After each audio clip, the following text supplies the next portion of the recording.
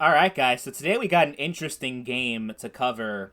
This is AVA, Alliance of Valiant Arms, which is a game that some of you may remember. This was one of the more popular free-to-play games on PC back in the day, like between the late 2000s and early 2010s. This was huge back in those days. And I remember I had a really bad PC that could barely run anything, but I could run AVA just fine, and it was one of my most played games on PC at the time.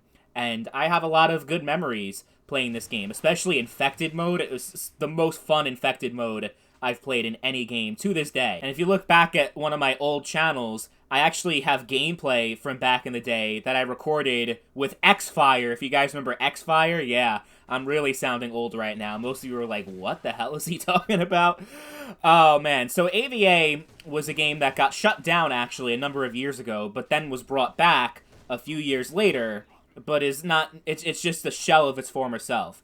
They're not really supporting the game that much anymore. The player base is pretty much non-existent. I've tried to play multiple times and have always just ended up playing against bots. So I think you can get more players if you live in Asia, specifically Korea, because that is where the game is based off of. That's where the developers are from.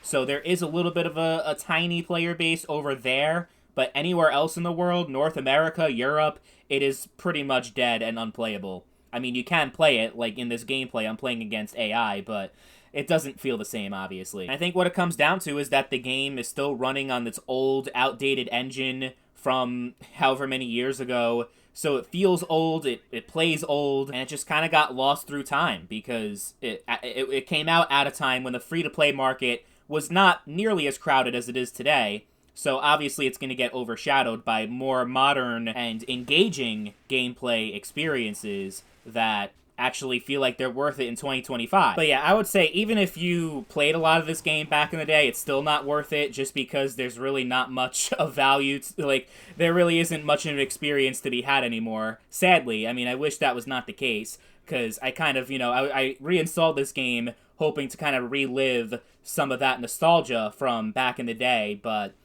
didn't really get that when you're just playing against bots, it just doesn't feel the same. Yeah, you're much better off just playing Counter-Strike. Any Counter-Strike game still has a lot more in 2025 than this. So as sad as it is for me to say, I cannot recommend this game in 2025. As much sentimental value that this game still holds to me, and I have a lot of nostalgia for it, and I'd love to get more people to play, but realistically, that's just not going to happen, and there really isn't any reason for anyone to. So, it sucks, but that's just the way things are sometimes.